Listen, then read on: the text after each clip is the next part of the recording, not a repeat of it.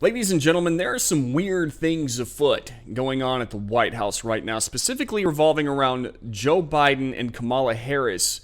It's a who's the boss situation, and it seems increasingly like it's Kamala Harris. And we have some new info that really kind of highlights the oddities here about Joe Biden and his disappearing stature within the administration. This new piece of information we've highlighted at redstate.com. You can go to the front page right now and check it out. A new White House memo has people questioning exactly who is in charge. Let's dive in. This is from Banshee. After initially appearing sparsely during the first few months of Joe Biden's presidency, Kamala Harris seems to be breaking out a bit in the last few weeks. She's participating in efforts to promote the new COVID Relief Act, which is really just a slush fund of unrelated spending. That seems to translate to Harris going to states that don't want her there, such as Florida, and proclaiming, quote, help has arrived, when they didn't need her help at all. In short, it's the typical cringe you'd expect from her, complete with awkward cackling. But a new memo has people questioning exactly who is in charge of the Biden administration, or the Biden-Harris administration. And this was written at Town Hall. A top communication person in the White House has instructed federal agencies to refer to the Biden administration as the, quote, Biden-Harris administration, a leaked memo confirmed. Please be sure to reference the current administration as the Biden-Harris administration in official public communications, the email stated, with the, quote, Biden-Harris administration in bold letters.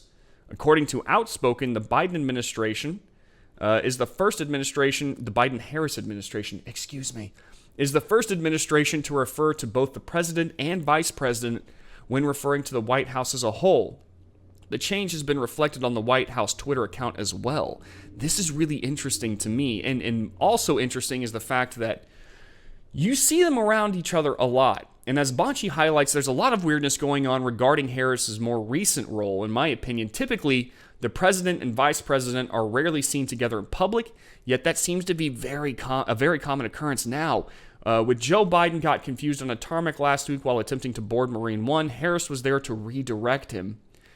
She also appeared with him in a few days later, riding in the Beast for a promo shot, and you can kind of see the shot here. Now, it is unusual. There's a reason that you keep most of the time the president and the vice president apart. If anything happens to the president, the vice president is there to pick up the baton. And they are seen together a lot. In fact, if they're not seen together, all the attention seems to focus a lot on Harris, which is really strange. And what's even stranger is the fact that Biden has had a habit of sometimes referring to his administration as the Harris administration, not the Biden-Harris administration, but the Harris administration. As the New York Post recalled last March, Biden calls Kamala Harris, calls her President Harris during his speech. And it was a really weird situation. I took to instill public confidence in the vaccine. President-elect Harris took hers today for the same reason. He called her President-elect Harris. Why would he do that? Biden also said, now when President Harris and I took virtual tour of a vaccination center in Arizona not long ago, one of the nurses on that tour, they injected people giving a vaccination, said that each shot was like administering a dose of hope. Again, President Harris. Now, I don't want to make any assumptions here, and I don't really like going into conspiracy theory much, but I think it's very odd that Biden, not only does he kind of mess up around that, they kind of want you to see it more as almost like a co-presidency, Biden and Harris together. Now, there was speculation a long time ago that once Biden got into office, it wouldn't be long before Kamala Harris really took control, because there was something wrong with Joe Biden. There was something cognitively weird about him.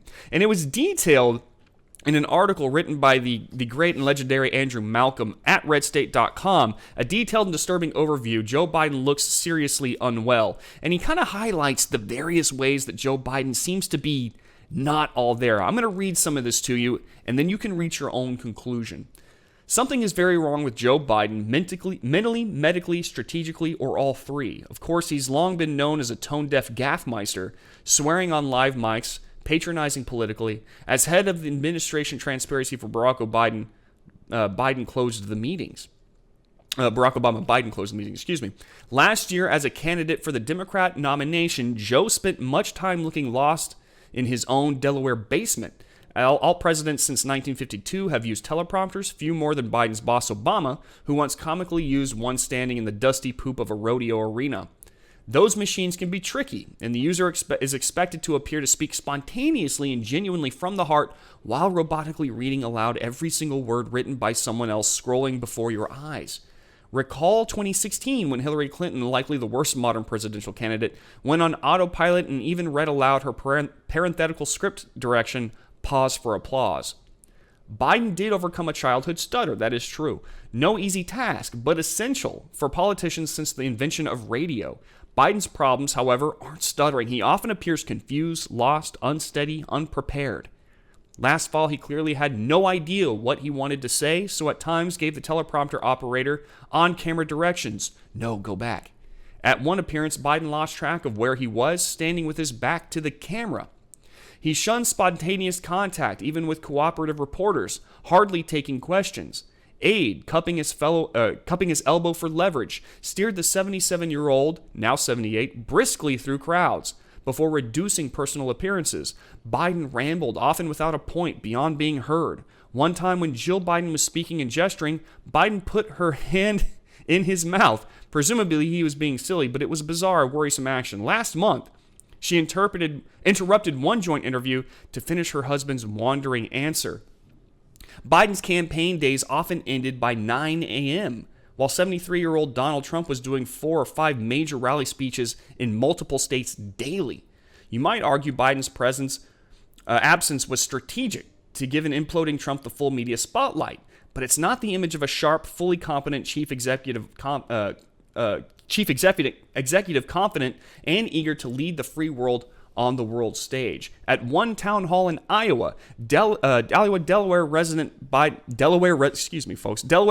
Biden asked audience members how the infrastructure was there in Ohio.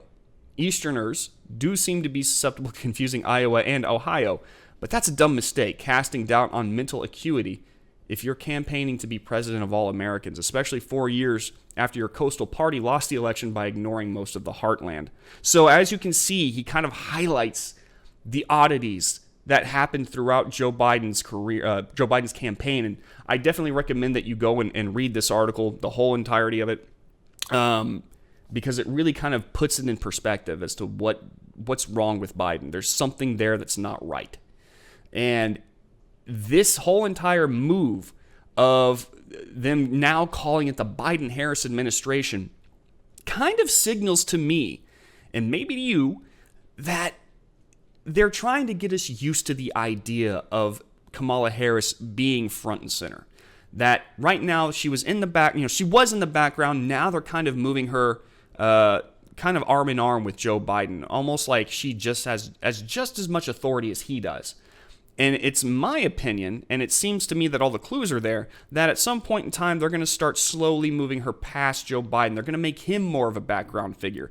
As time goes on and he doesn't really answer questions from reporters, he kind of avoids them at all costs. The moment he stops speaking at a podium, he immediately retreats. He almost runs away if he could. He's already becoming something of a background figure. They're still going to use him in ways, where he needs to make a presidential speech or something like that. He's still going to be front and center for now, but I think that you're going to start seeing these occurrences less and less. It seems to me that Harris is kind of stepping up to this. She is the one answering reporters' questions. She is the one kind of sitting in front of people and kind of being more spontaneous, conversing with people back and forth freely on camera. It's kind of strange to me. So are we going to start seeing more of a Kamala Harris to the point where they kind of announce that she is actually now president because Biden can no longer contain or obtain his position? He seems to be out of it too much now. Maybe he falls ill, and they say it's time for him to kind of step down, and Kamala Harris takes his place. Do you think that's going to happen? Let me know in the comments. I more and more increasingly think that it's exactly what's going to happen. Hey, thank you so much for watching this video. If you enjoyed it or learned anything, please hit that like button and be sure to subscribe and hit that bell notification icon so you're made aware when we upload new content. See you in the next video.